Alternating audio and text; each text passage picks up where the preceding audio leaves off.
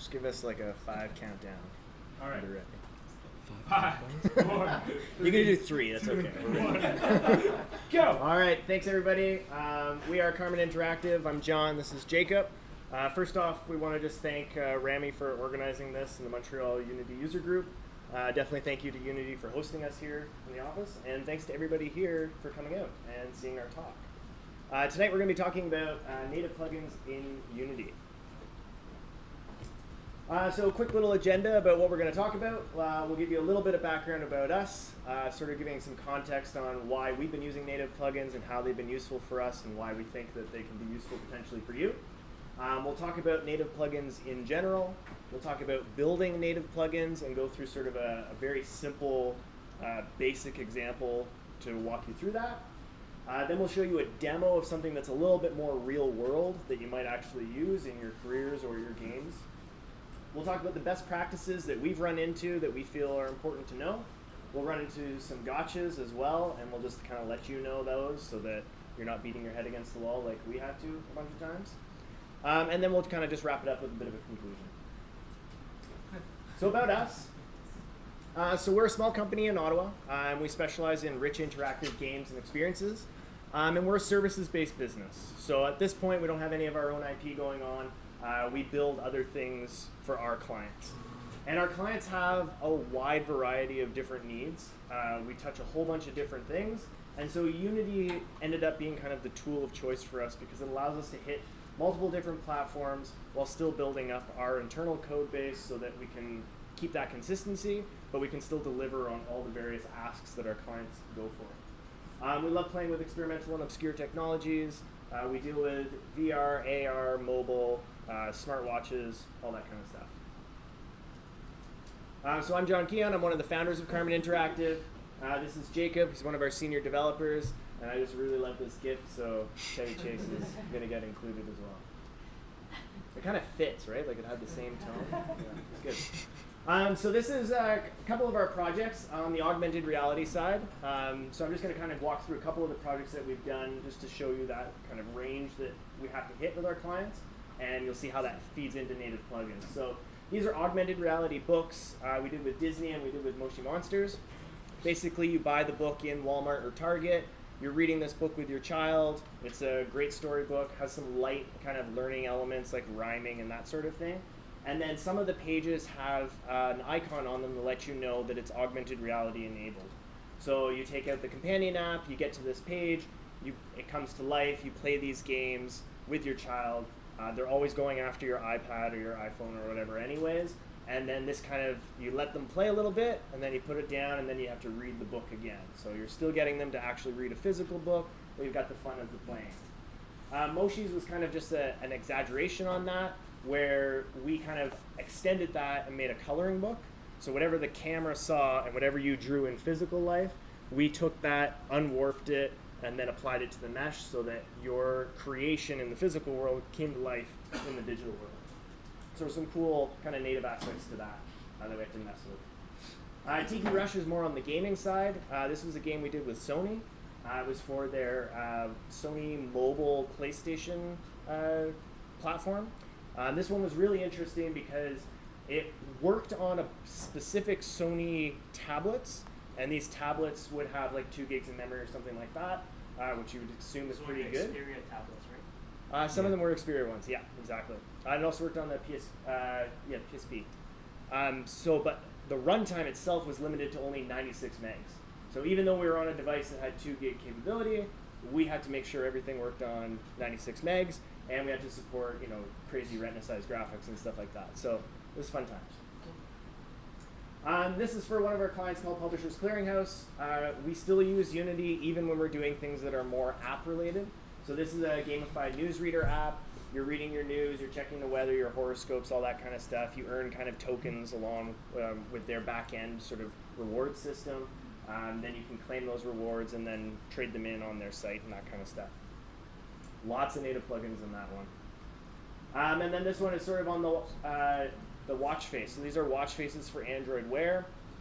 We have a companion app that basically you can take your watch face, you don't know what you're wearing that day, you take a selfie, we analyze that, make sure that we get all the color data from it, and then give you your swatches so that your watch always matches what you're wearing, and you will never be unstylish, even though you have a Very digital important watch. stuff. So, this is why we both chose the same thing today as well.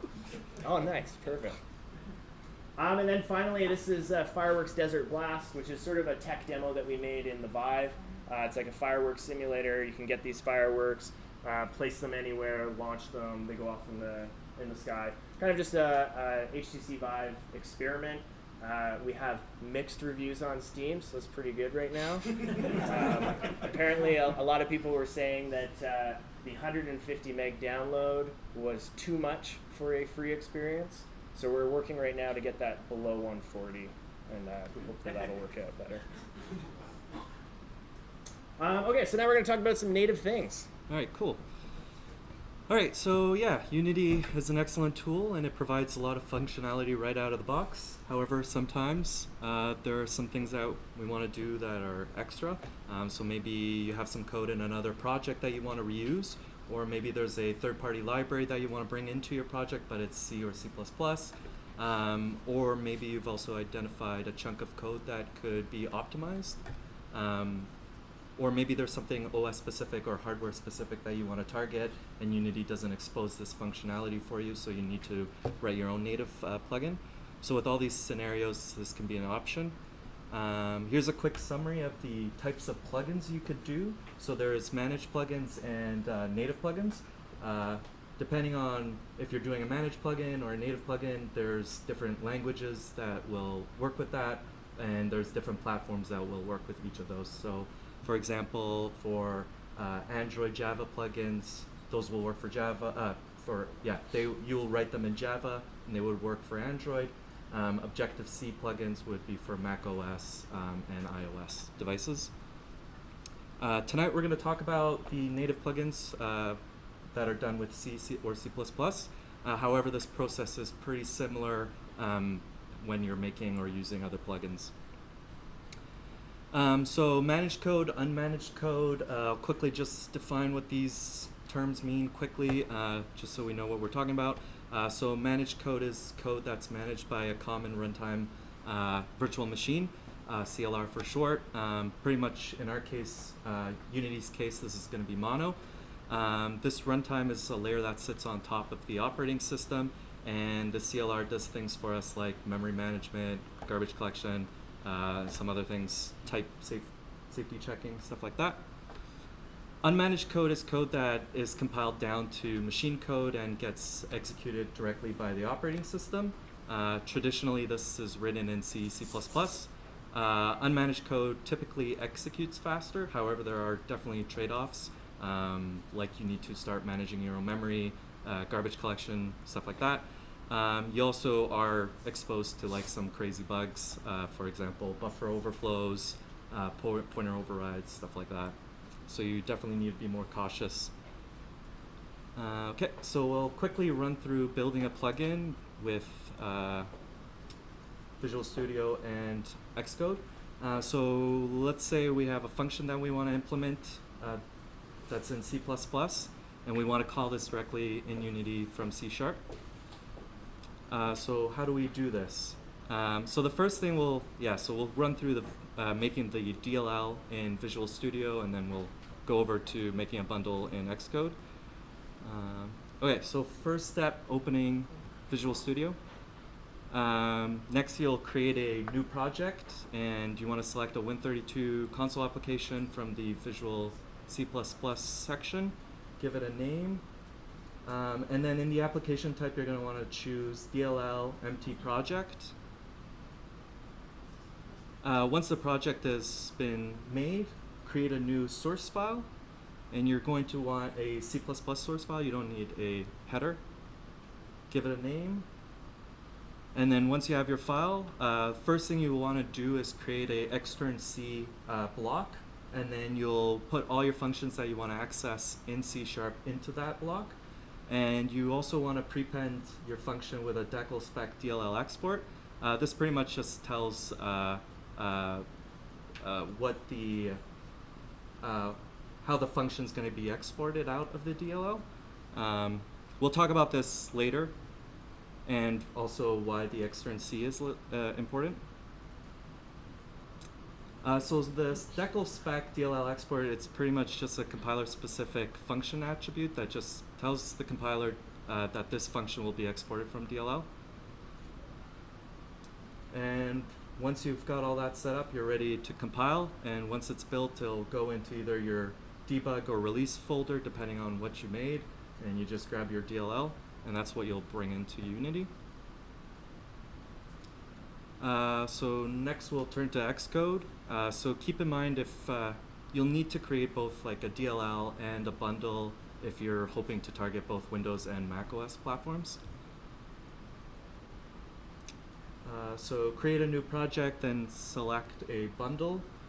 This will be a similar process for iOS bundles. Fill out your project name, and then you'll want to make a C++ source file. Give that a name, and also you don't need a header file, so you could deselect that. And then you just add your code just like before. Again, wrapping all your functions that you want to access in C# with an extern C block. So Xcode, the compiler, does things a little bit differently with their bundles, so you don't have to specify the decal spec DLL attribute. And then once you're all set, you just build your plugin, and it'll appear in the products folder. That's what you would, this little Lego block is what you'll bring into Unity. Okay, so now that we have our DLLs, our bundles, we'll turn to Unity. And so the first step is to create a plugins folder, and this is where all your plugins will go into, the DLL and the bundle. So in this example, I have both the DLL and the bundle, and this way I could run this project on both Windows and macOS. I also like to double check to make sure that all the import settings are right, so I just run through this bundle, this configuration, and yeah, make sure that the architecture is correct and the platform. Same thing for the DLL. Okay, so now we're pretty much ready to call the native code from our C# code. So the first thing that we need to do is make sure that, let C# know that we have this function that's not inside our C# code. So we do this by the DLL import. And pretty much it just states either __ internal, or we write the actual plugin name. We don't have to include the extension type. It sorts all that out for itself. And once all that's done, you could call the function. And here I'm just calling mult. I'm returning a result, and I pass in 2 floats, and we will print that result to the console. And that's our result. Which we independently verified. Okay, so now that we know how to make the plugins and how to call them in Unity, we'll just take a moment to go through some examples real quick, just to get an idea how to pass the data over to the native side and how to get data back. In these examples, I'll show the C# code on the left, and on the right, I'll have the native code, which will be C++. So here in the left side, what I have is 2 floats, A and B.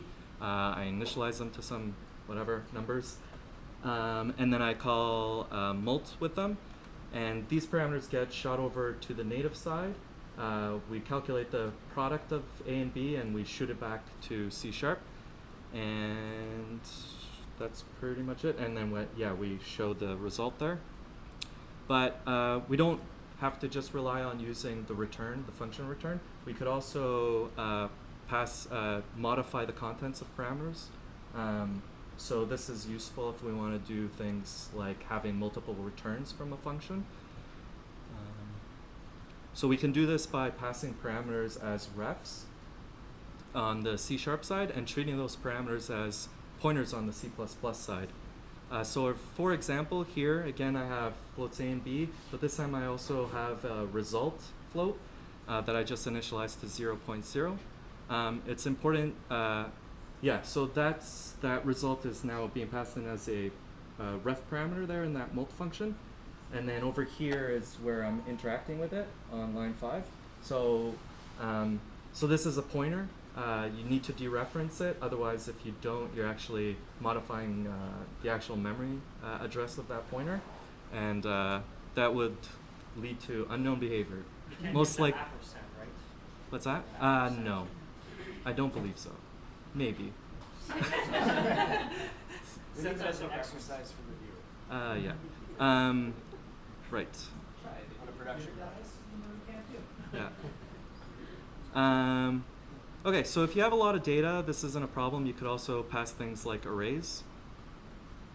So in our example, we're creating an array of size 1000, and I'm just going through that array and assigning some random numbers. I saved some space by omitting that code, but trust me, I did it at some point. And then once I set up that array, I shoot it over to the C++ function, which is the scale function. And just like before, we just have the extern at the top. And on the C# side, I'm just treating it as a normal array. But on C++, I'm treating it as a pointer. And then, so in the C++ code, I'm just for looping through all the elements in the array. I'm multiplying it by some constant. And this will, when we go back into Unity, what will get printed out is the array, and those each element will be scaled by that constant. I also pass in a size. So this just lets me know how large this array is. Just because in C++ we don't have like those nice helper functions that give us those information on arrays, how big they are and stuff like that. Just one of those trade-offs. Okay, so those were the basics, and it doesn't stop there. We could also pass in more complex objects like structs into the native side. Okay, so on the top, on the C# side, I define a struct called myVector. It has floats x, y, and z. And so when you're passing objects like structs to unmanaged code, you need to define the layout of the object in memory.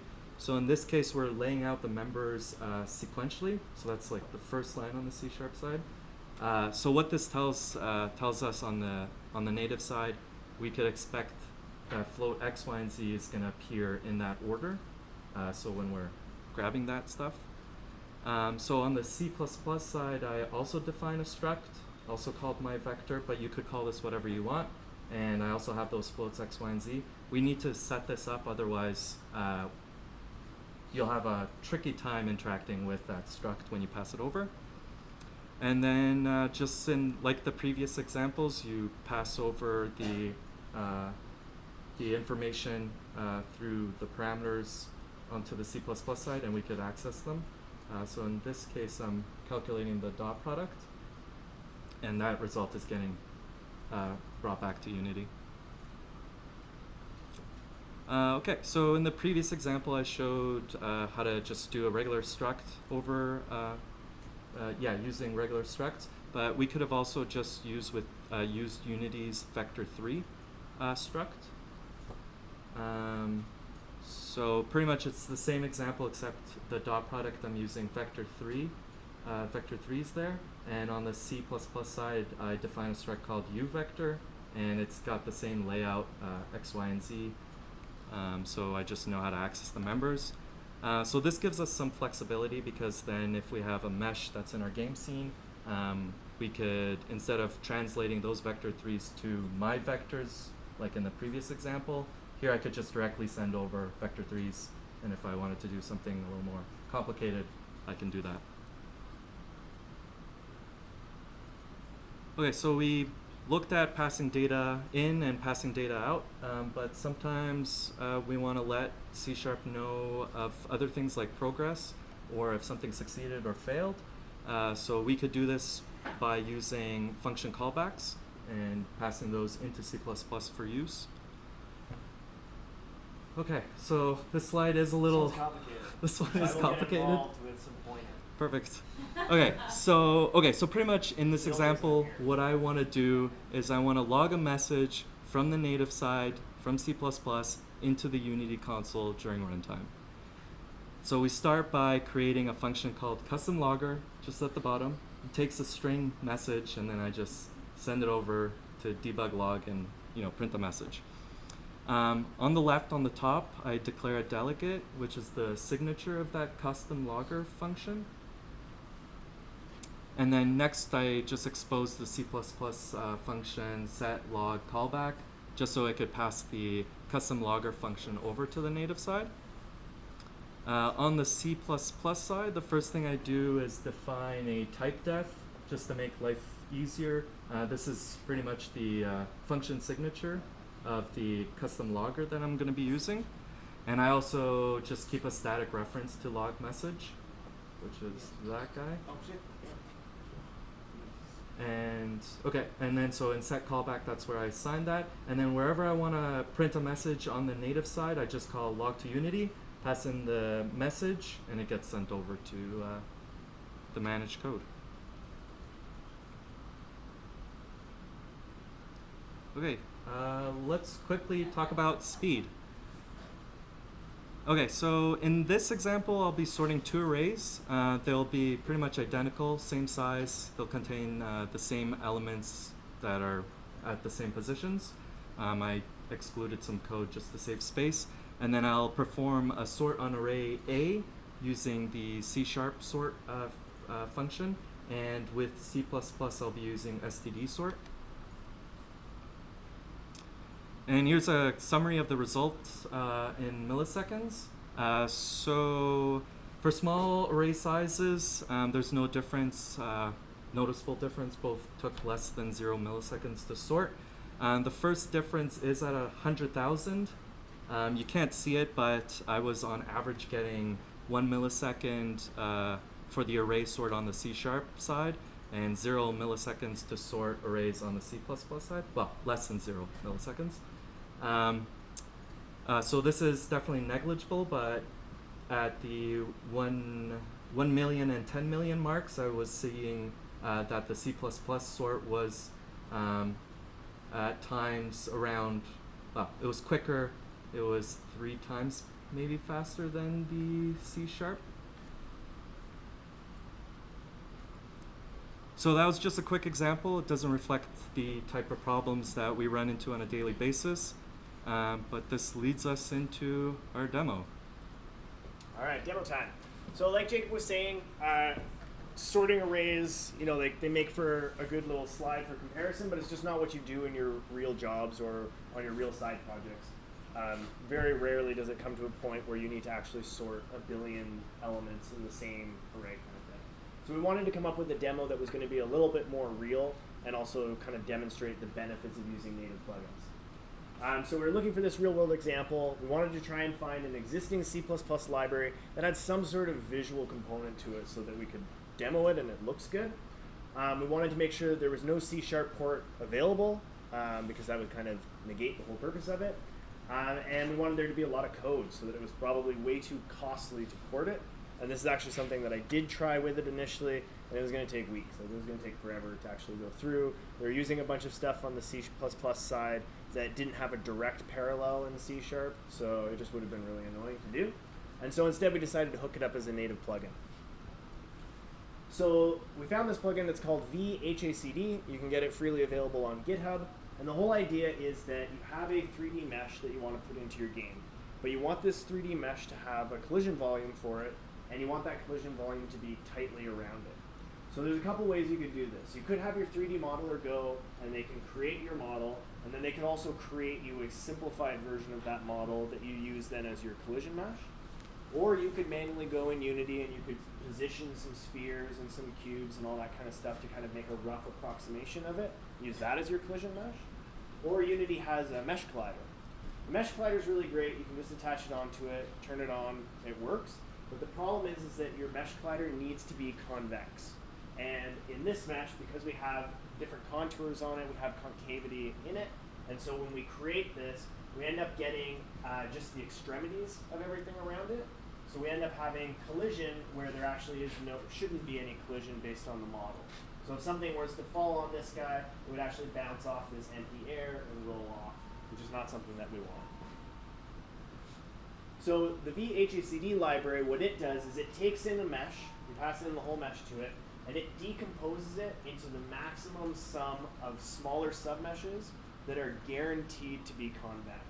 So I could do the brute force approach where I pass this guy in and I get back a single triangle for every single triangle that's in that mesh and use that as a collision volume. Obviously it's not efficient, we don't want to do that. So this algorithm goes through and it decomposes it so that we get every single sub-mesh is guaranteed to be convex. We can use those with a mesh collider, and then we've got guaranteed to have a very close fitting mesh at the most optimal performance level.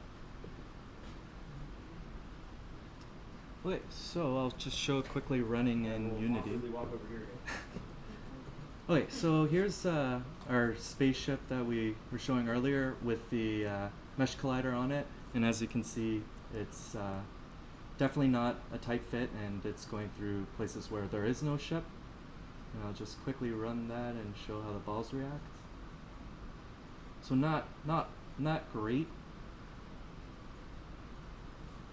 So as you can see over here, they're already starting to just slide off over on the top of the ship, and over on the side of the ship where there's nothing, these balls are just going to begin to roll right off.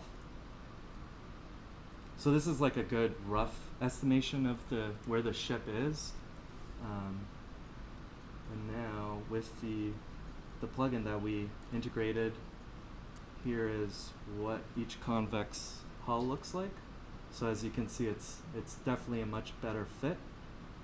And the nice thing about this is, like, again, if a 3D artist came back later and changed the shape of the ship, we could just easily go into here and generate a new convex hull. And I just included on the side just a rendering of the individual meshes, just so you could get an idea of how this object is broken down. And I'll run that same demo just to show.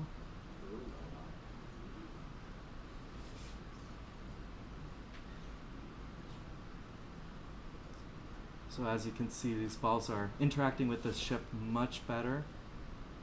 Here they're falling right through as expected. And then I guess my favorite part is right over here when this ball just starts to slide right down in between this crevice, I guess.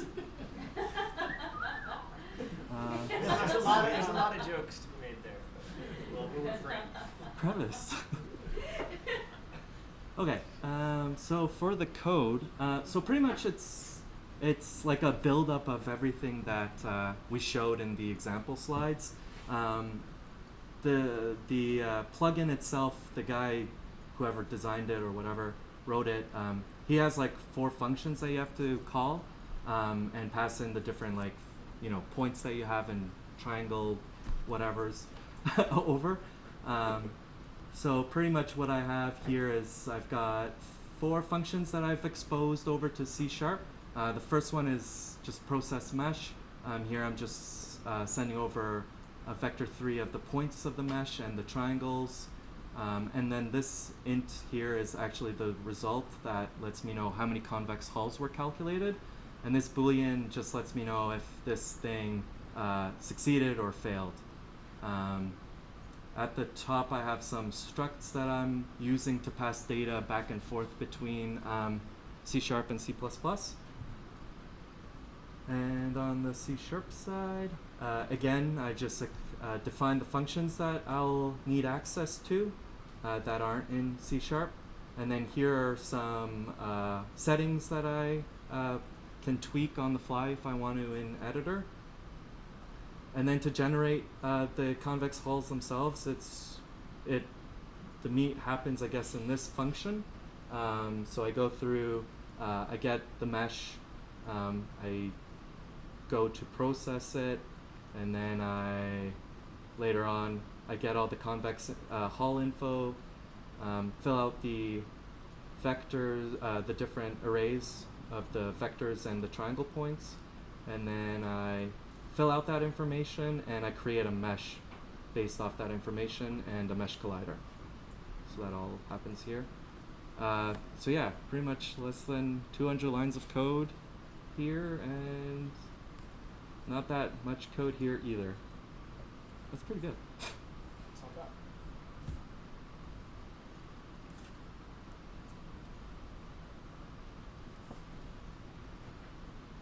So as we were mentioning, real world example, something that you can actually use, something where using a native plugin was actually the right way to do it. Basically, Jacob brought up a really good point too, in that if you're doing this manually, if your model ever changes, and we know that it's probably going to at some point during development, then you've got to go and redo that. Where this way, if the model changes, your 3D artist changes it, it's just a click of a button, you're guaranteed to have a good result right after, and things can keep working, and you can keep focusing on the regular logic that you're doing for the rest of your game.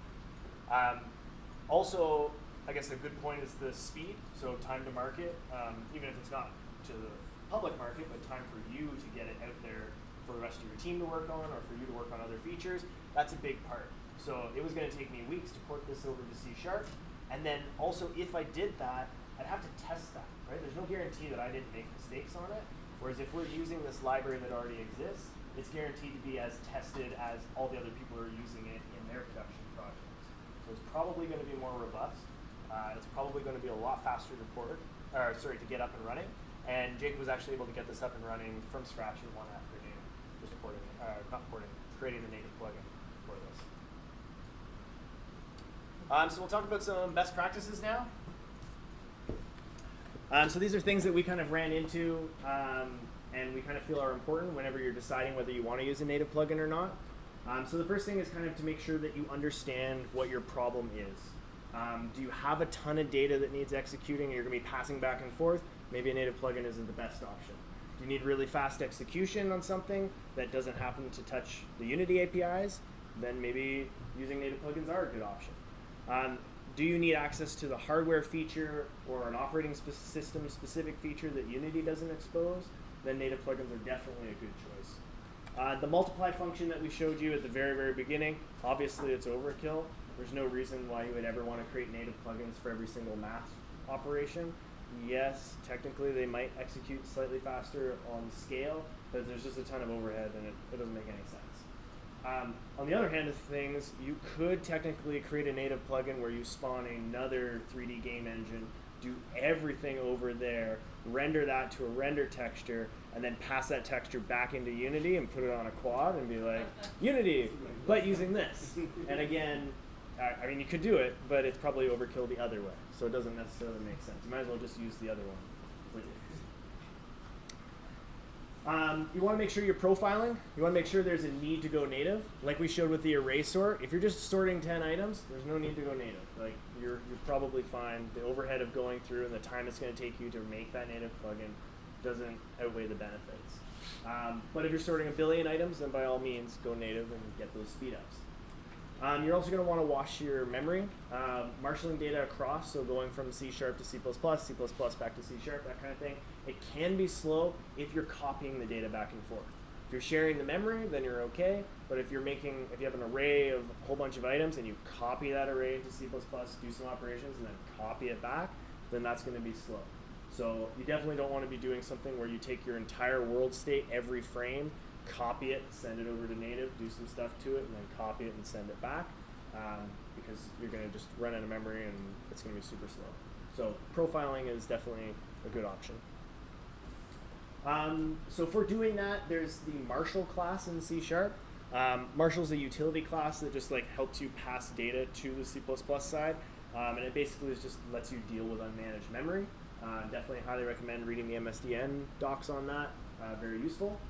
gc.pin. So in all of the examples that we showed today, and even in the demo that we did, everything is synchronous. So we're in C#, we make a call to C++, it does its thing, and it comes back only once it's done, and then we keep going. There may be times where you're doing things with native plugins where you're going to allocate some memory on the C# side, you're going to pass that data over to the C++ side, and it's going to return right away, and you want to keep going, but then the C++ side needs to do some stuff over time or at a later point in time. The thing is that if you've allocated your memory on the C# side, the garbage collector wants to clean it up when you're no longer using it, and if you don't maintain reference to it, it goes out of scope, and then C++ still has access to it, but the garbage collector's cleaned it up, and then you're going to obviously get a crash. So gc.pin just lets the garbage collector know that, hey, this memory, I've allocated it, it's going to go out of scope, but it's okay, I'm dealing with it, don't bother with it, it's okay. The only thing with that is that when you're done with it and it does come back from C++ or you no longer need it on the C++ side, you need to use the GC to unpin that memory and then let the garbage collector clean it up. Int pointer. Int pointer is just a nice little wrapper for between 32-bit and 64-bit systems. For all the examples, for simplicity's sake, we just used naked pointers and just passed them in. We knew we were always going to be running on this Mac. We knew like the parameters of our presentation, and we knew that we're always going to be on a 64-bit system, so we can kind of make those assumptions. If you don't know what your native plugin is going to be running on, just passing int pointers is a little bit easier. And then there's two texture ones. So texture.native texture pointer and texture2d.create external texture. The texture.getNative texture pointer is for when you create a texture in the Unity side and you want to get the pointer to that texture and then let somebody natively do something to that texture on the outside. The opposite one is texture2d.create external texture. So this is where something on a C++ side creates a texture, you get a pointer to that texture, you can bring it into Unity, and then use that texture inside Unity. A good example for this would be, let's say you're interfacing with like a webcam or something like that. The webcam has a native SDK, it's already drawing to a render texture anyways every frame, and you want to put that render inside Unity. You can do, once you have access to that pointer from the native side, you can create a texture in Unity, create external texture, pass that pointer in. Now you've got the camera feed live in your Unity and you can kind of keep using it. So these are definitely things you'll want to look into when you want to make things that are more advanced or something really robust, like you're going to put it on the asset store for sale, or if it's going to go on a production project. Again, the stuff we were showing was more for simplicity's sake and just for this presentation to get things out there. Finally, Unity code. Ideally, you probably want to make sure that the people who are consuming your code with the native plugin don't have any idea or understand about the native plugin underneath it. So they'll just interface with a C# script, and then inside that C# script, that's where you're going to do like your if-defs and stuff like that. You ideally don't want to have your the consumer of your code have to manage those if-defs and call a certain function on your plugin if they're on Android and a different plugin when they're calling on Android. Let them call one common interface, like for our demo, get convex hulls, and then under the hood, you can be, if I'm on Android, point to the Java plugin. If I'm on iOS, point to this plugin. If I'm on this, point to someone else. Wait, so I'll quickly go over some gotchas that I ran into when I was doing some native plugins. Okay, so there's definitely, it is more involved when you're working like this, so you need to have some C++ code or a native plugin that you want to integrate into your Unity project. You need to go through a process of exposing the native code to the C# side, so you could access it in Unity. And there are some challenges when running with, when dealing with native code, such as debugging. You won't be able to just set a breakpoint while you're running your Unity game or whatever and step through the code on the native side. But you can get around this by doing stuff with like the function callback that I showed earlier, sending over a function to print out messages, so that way you could send out debug logs as you're executing your game. You could also set up some driver classes to unit test your code, and then once you're confident that your code is good, bring it into Unity at that point. Unfortunately, anytime that you have to make a change to your plugin and you rebuild it, recompile it, and you bring it back into Unity, you do have to reset Unity. One way around this is to set up a wrapper plugin that loads in your plugin at runtime dynamically. I've personally never done this, but it seems like people are saying it works. What I would recommend doing is, again, just setting up some unit tests. Once you have an interface that you're happy with and you know the code all works, then I would bring it into my project. Common things to be careful with when programming with pointers in C++. You definitely need to be careful whenever you're allocating your memory. Make sure you clean it up when you're done. Be vigilant when you're allocating pointers inside a function, as if that function gets, once that function gets popped off the stack, you'll lose reference to that pointer. So specifying the plugin name, in the DLL, import doesn't work for all platforms. So for iOS and Xbox 360, you state __ internal. So this is why you saw those if-defs earlier in the previous slides. The reason for this is that most platforms will load in your plugin dynamically, and that's why we specify the plugin name. However, Xbox and iOS, all the plugins are loaded statically. They're not loaded. They're statically linked. That's what's happening there.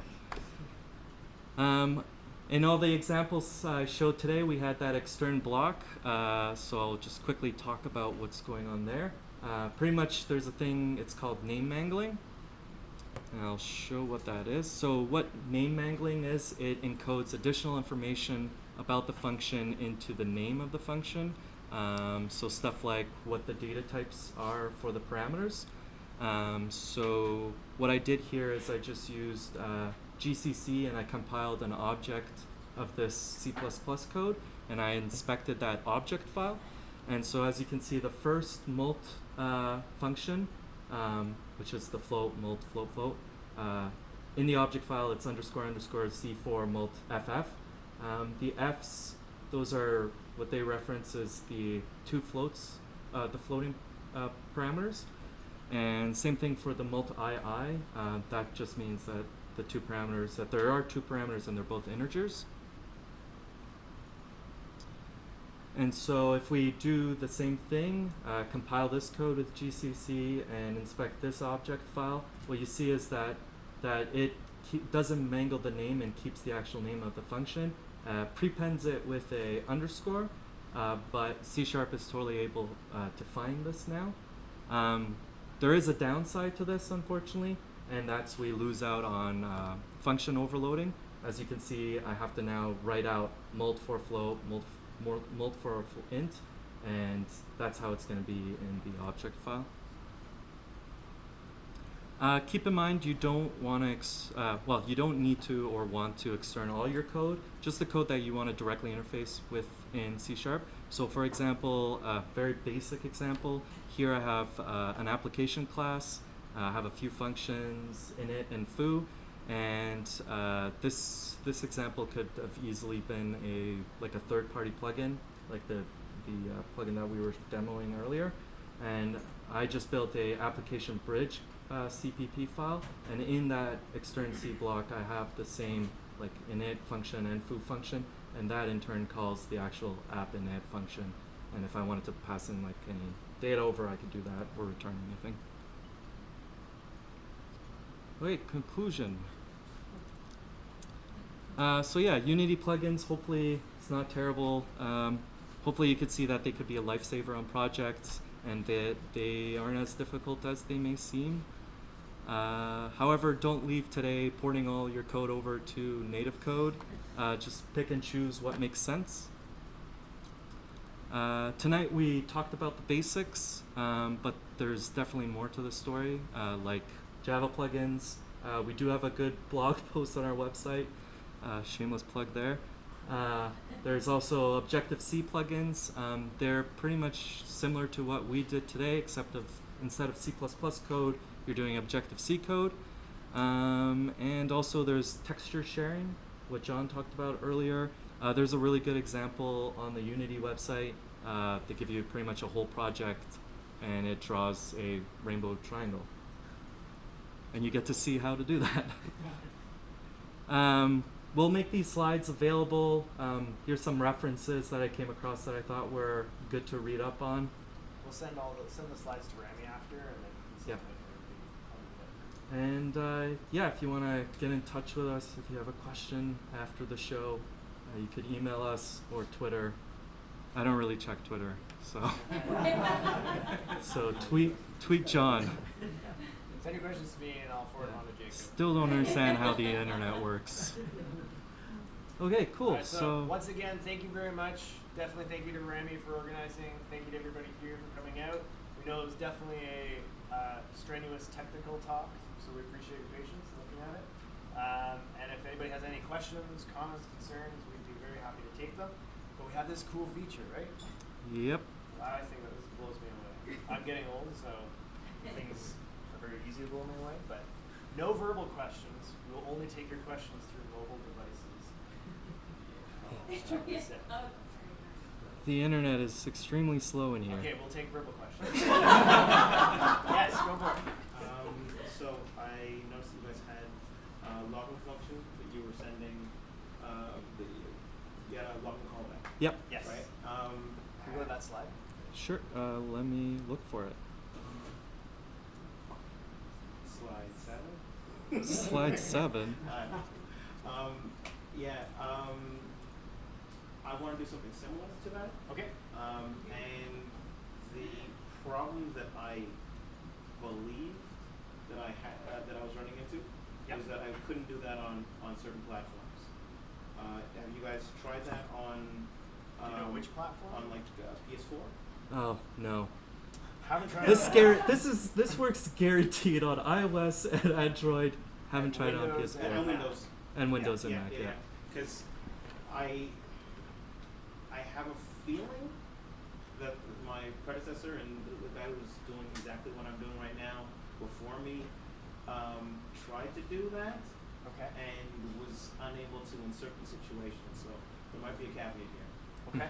That's good to know. But I just feel like it either way. In all truth, tomorrow I'm probably going to try it out, Okay. and I'll let the community know. Okay. Perfect. Sure. Yes, you obviously have to get a deck kit. If you're gonna have Okay, if somebody wants to hook us up, this will be the first thing we try. No problem. Well, I'll do it. I'll try Okay. it. Yeah. That's what I'm saying. Let's exchange info right after, Yeah, and yeah, we'll yeah. make sure we put this to rest. PS4 needs to be supported. Yeah, I'm also on Skype, so.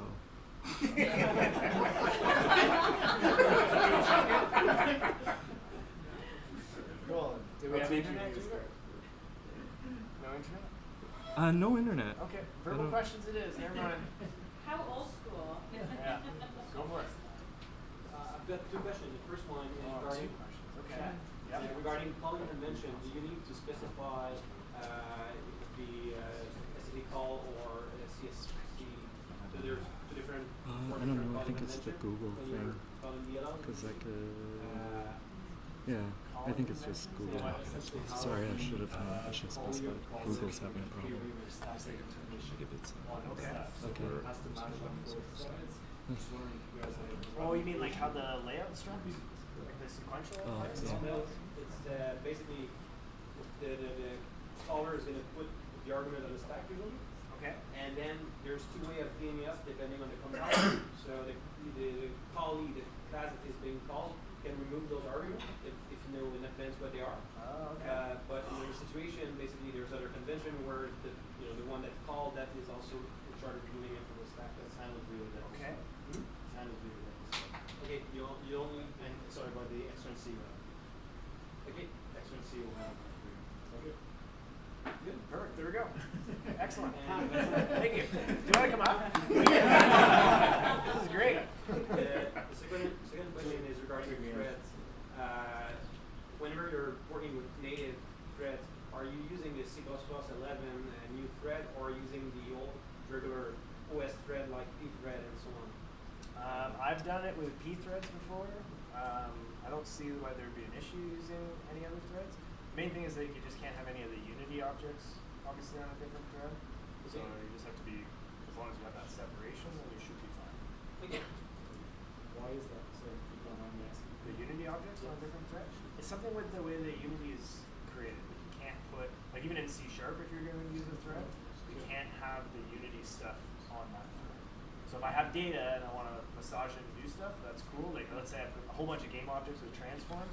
I actually need to take those transforms, copy them into just like the vectors themselves, pass them onto the thread, do a whole bunch of stuff, and then put them back, and then iterate through and reassign to all the game objects. Which is kind of annoying, but I mean, I think Unity's kind of working on that a bit with their whole job system.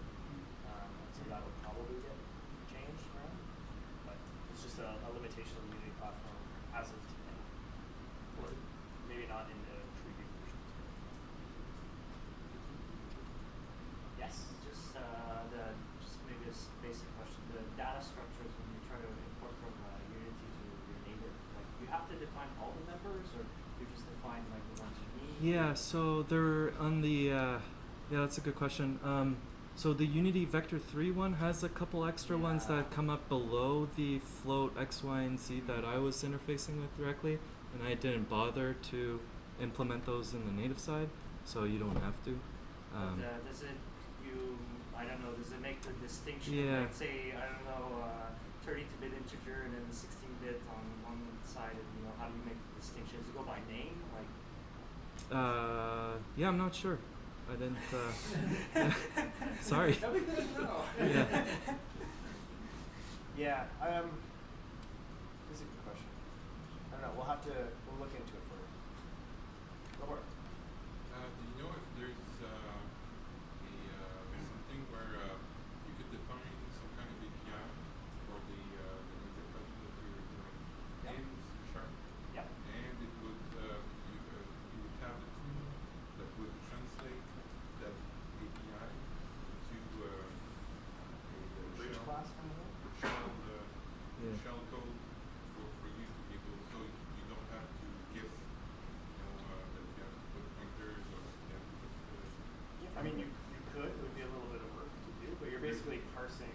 Yes, but there isn't one now. That exists today? Yeah, I don't think so. This actually came up in the. Swig. There is. Swig. There's Swig. Yeah, you can use Swig. I'm using Swig. Okay. And SWIG. It does a lot of the conversion for you, but I don't. He's definitely. Seriously, like, you've answered 3 out of the 6 questions. Do you Might want as to well. speak in Nordic or something? Okay, just to clear the air, Yeah. I work for Audio Kinetic. Cool. It's a company that makes Wise. Okay. Cool. So you do a lot of I work in plugin integration. Yeah. And the reason that I'm here was I wanted to find if there's anything tricky that you guys know that I could go We into don't, the right? integration. No, but so far, honestly, that log thing, I have to try that out. I wasn't joking around. I'm gonna try that out tomorrow, and it might be part of the integration risk. Okay. What's your name? Sean Laptis. Sean. Okay. Give it a hand for Sean. Yeah, it's not just log. You could do other things. Yeah, well, okay. Actually, that's another question that I have Yes. too. Is there a problem if you're calling that C# function asynchronously? I don't think so. Yeah, I know. I think because I have this feeling that it's not so good, but again, more testing will likely tell. Exactly. And, I'll get in touch with you guys. Right. Sorry. So did we answer the question? Yeah, I'm gonna ask more Yeah, questions. cool. Sign yourself up for a whole world. So I think basically this question is how do you manage the lifetime of the objects that you're using that you define the plugin? So that's the root of the problem. Like on the C# side or on the native side? Can you guys repeat the question just because it's Oh, confusing, yeah. like- So he's asking how do we keep the I gotta go over here. Hello. All right, so he's asking how do we keep the life cycle of the object? Like how do we manage that, right? And so are you talking about on the C# side or on the native side? No, just making sure that there's no conflict, so that whether on the C# side that you retain stuff long enough to be able to use it, but not too much. And on the native side, you don't do some voodoo that you shouldn't do. Right. So yeah, I mean, you're doing some advanced features, and so you kind of just have to be diligent and careful. So if you're the author of the native plugin, so you know what's happening and you know what you're doing. So you would create whatever objects that you wanted to be allocated on the C# side. And if they're allocated on the C# side, you would make sure that you clean them up on the C# side. If you want to pass them into the native side and you want to do something with them later on, and you're going to lose scope to them on the C# side, you'd use like the gc.pin. But then you'd have to know that whenever your plugin is done, you'd want to gc unpin it so that it gets cleaned up on the C# side. If you're allocating that memory on the native side, then it's up to you to deallocate it on the native side whenever you're done. So we find that like a lot of native plugins, if we are creating stuff on the native side, it will stay in native memory, and we'll make sure we have a reference to it on the native side. But then on C#, there'll be a cleanup function that will call into the native side, and that's where we'll do all the cleanup. But we're responsible for it. That's the trick. Yeah. Yeah. Okay. I think you had a question. Yes.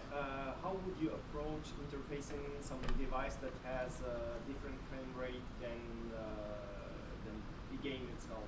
I mean, if you have, let's say, to interface a motion capture system that tracks at 120 hertz, Yep. and you have to take the whole data from a game that's running sometimes between, let's say, 60 and 70 frames a second. Right. Okay. So, I mean, you can't go faster, so you probably have to queue up the data points that you get from the faster piece, so from the 120 hertz part, and then you'd get that chunk into your app, and then you would interpolate or extrapolate whatever algorithm you want to do to smooth that out to have it sync up to your 60 frames. Yes. Have you guys ever run into really hard to fix bugs or crashes using native plugins? I'm just curious because I have these crashes that don't give you a nice Unity crash window. Oh, yes.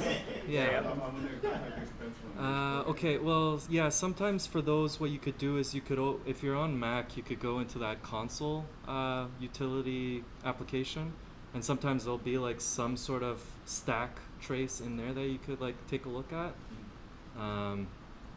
Yeah, other There's than probably that. something on Windows too. Byron, you might know. Stacked, like when Unity editor crashes. Oh, yeah, you know from the Unity console login look through there, but as opposed to calling into native plugin, but not. Yeah, so the thing is like you're kind of calling into a black box, and you're not really going to get much out of that unless you set up logging in your native plugin to then go through. It sucks, but sometimes the best way to do it is to go and just instrument your code with a bunch of debug statements, and then you say, oh, I got to the 6th one, so my problem's on the 7th line kind of thing. It's annoying, but it definitely helps to go through, because otherwise you always get these giant stack traces that are just random bits of memory, and it doesn't really give you anything to go through. But that's like one of the trade-offs in going and doing these native application or native plugins, right? You're doing it for a reason, to gain some sort of functionality or gain some sort of speed increase or something like that. And so you have to kind of take the bad with the good. One of the things Jacob kind of recommended is when you're building your native plugin, don't integrate it with Unity right away. Test it in native, and then that way you can debug and you can step through and all that kind of stuff. And if it works natively, then all you're doing is changing the caller from a native side to a C# side. Right. But like during development, for example, if you have a bug in your native plugin, is it easy to get that kind of debugging? Aside from the bug, is there anything else you can do? No, you can't step through. You just Yeah. Hard to know. If you attach the debugger before the crash, you can. But it all depends on what you're trying to, on what the issue is. If it's something really, really foggy, you might be out. You can't attach on the DL. Can't attach on. Yeah. Sean to the rescue again. Really? You could attach to the DLL? You can attach line. You can, like, let's say the. You can attach like your Visual Studio debugger to the DLL. Exactly. Is what you're talking about, right? To the application, to Unity while it's running. Okay. You attach it on, and then you put a breakpoint inside of your code, so long as your code is actually running. Yep. Wait, C# code? No. I'm talking about inside of okay. your inside of your native code. Okay. And wait for it to get hit, and it'll stop Unity. There you go. Perfect. Yeah.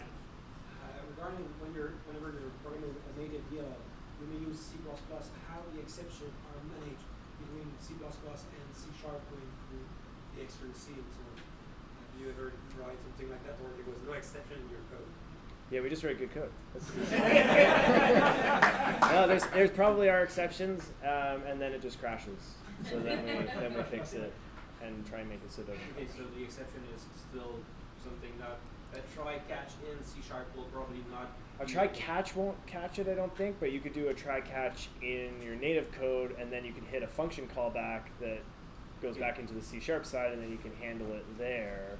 But it's gonna you won't catch it in that try catch kind of thing. You'd have to then have a native function callback into C# where you then throw your own exception and try catch that. And it'd be weird and So you need to messy. do a small bridge between both.